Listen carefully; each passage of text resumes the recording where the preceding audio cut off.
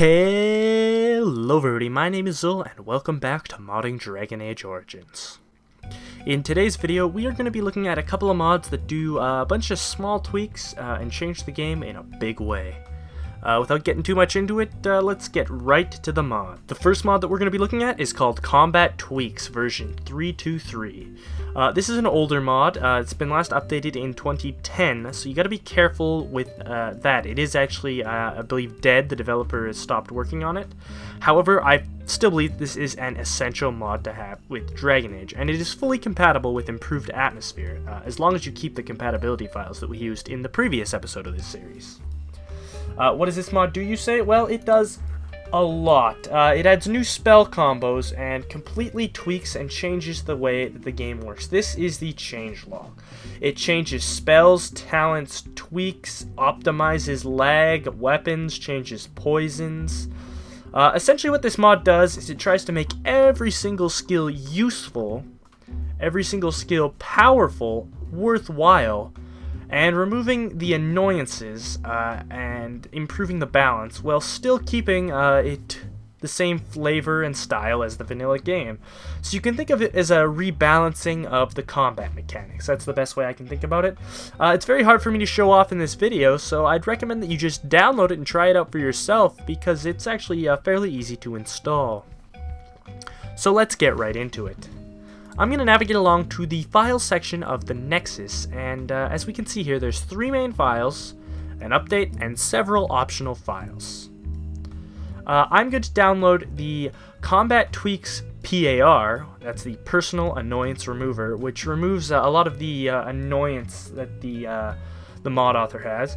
I'm also going to download the CTSP module fixes. This is required, and you actually need this, but it can't be packaged with the main package for whatever reason, so you got to download that.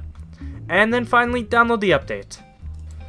So, I actually have all 3 of these downloaded here, and the update, as you can see, comes in a RAR, so we're going to have to extract it to its own folder. This will take only a few seconds, and then if we open it up here, we will see this, and we will see a README. And if you look at this, it says that it is meant to be applied on top of 3.2, and it needs to go onto your override file. So you can't install this quite yet because it needs to go in your override, so just keep it right there. So I've opened up DA Modder. As you can see, I still have it exactly in the same state that it was in the very first episode of this series. So if you don't know anything about DA Modder, or you don't know what I'm doing right now, you're going to have to go check out that video. So go along and check that out. There'll be, I don't know, a link here, or maybe at the end of the video. I'll annotate it somewhere if I can. So now we're going to need to install the mods. So we're going to take Combat Tweaks, and we're going to drag it over here. And it's going to give us these things, which appeared on the wrong monitor for me. But I am actually going to look at the README. As you can see, it gives us a list of changes, the objectives, and essentially everything there is with this mod. Now, this is a very long changelog. It has a lot of stuff, and it has a Q&A. And there's one very important thing in here that I need to warn you about right now, and I probably should have warned you about before. If your character has a shield equipped, unequip it before you start this mod. This doesn't count for anybody who starts with a shield, but if you have an old save game and you have a character who currently has a shield equipped, take the shield off, put it in their inventory, and then you can put the shield back on afterwards, because it changes the way that shields and armor work, and that actually affects the armor. So if you don't do that, your character's armor is going to be essentially gimped, is what the mod author uses as a term. So let's install the other module here, which again has its own README.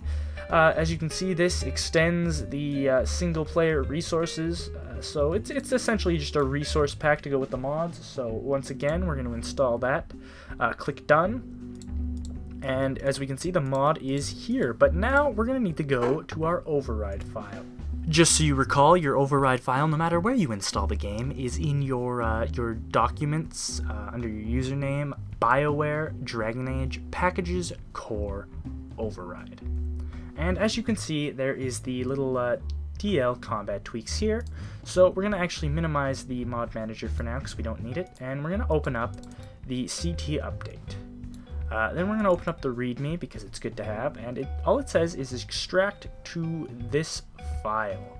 So what we're going to do is we're going to click We're going to click Control and select the 4 files that we need. And we are going to drag and drop into that folder, clicking Move and Replace, of course, because it is an update, so it is supposed to apply here, and then that's pretty much it for this. And finally, we need to open up our Improved Atmosphere folder, and we need to add Compatibility. So you're going to click New Folder, you're going to click 8, you're going to call it Compatibility. Making sure you spell it right. I hope I did. I usually make spelling mistakes when I do YouTube videos. Open that up.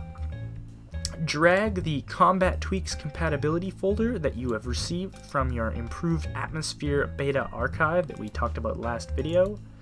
And it's right there. And as you can see, there's some instructions. This makes Body Stay compatible with this mod. If you do not have the Body Stay plugin, then you don't actually need to worry about this compatibility patch. Where the first mod made a lot of changes to the combat of the game and changed things in a really broad scope, this second mod tweaks a small thing and makes a lot of difference. This mod is Lock Bash, and what it does is it allows you to bash into chests to open them up if you don't have the lockpicking skill. Now, what is Lock Bash? Well, basically it adds an remove feature from the game that lets you bash locks. If you've ever played Knights of the Old Republic, this is an option in that game. You can actually hit it with a weapon, and it's an option in several other games, but it doesn't just let you freely open it up. Your character actually destroys the object and rubble is created, and some of the items are actually turned into rubble. Again, this was a feature from the final game that was removed. Class stats factor into the bashing, sorry about that. So warriors, wizards, and rogues have to have different stats. Strength for warriors, dexterity for rogues, magic for wizards, that kind of thing. So you have to be careful of that, and there's a bunch of other little factors that go into it, but essentially this means that if you didn't bring your rogue along and there's that chest that you know you need to open, you can smash it down and take a look inside. So let's navigate along to the file section. There's a main file and there's an optional file. The optional file is just the source code, so if you're into creating mods, you can look at that, but we don't need to do that. We're just interested in the main file. So we're going to download that manually. I've already done so I don't actually need to do it, and I have it here in this 7Z archive. I'll move these out of the way. So we're going to need to extract this, which I'm doing right now, and right here we'll have this. Now it's 2 DA zip files, which means we need DA modder again. Fortunately, we know all about DA modders, so it'll just take me a moment to open it back up again. There we are, I opened up DA modder. Again, if you don't know what this is, check out my other video.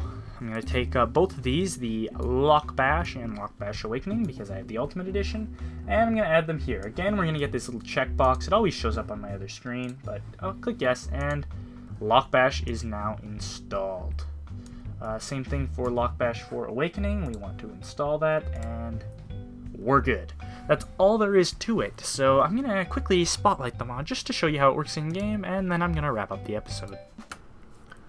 Alright, here I am in-game with both mods installed, and as you can see, there's a locked chest here.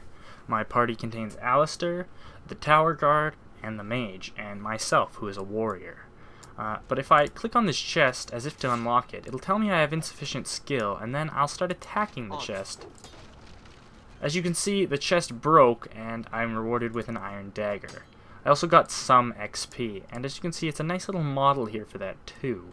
Now, there is skill requirements for the chest, so you're not going to be able to open every chest, so you have to be aware of that, but you're basically going to be able to open any chest you want. There is also a chance of the items in the chest being destroyed. As you saw there, I just got an iron dagger, but I could have perhaps gotten more, so keep that in mind.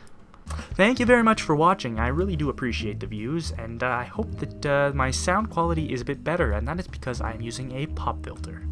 A pop filter that I actually made myself. Now, it's not in the ideal location, and my phone keeps going off, and a bunch of other things are happening to disturb me while I'm making this video, but I do have a pop filter. I made it myself. I'm really proud of it, and I'm going to be posting a video showing you me making that pop filter, and I really hope you check it out. I have a lot of pride for this small thing that I made, so look at it, please. And check out my other modding videos, of course. I do a lot of games, Star Wars, Battlefront, KOTOR, other things like that. Check it out.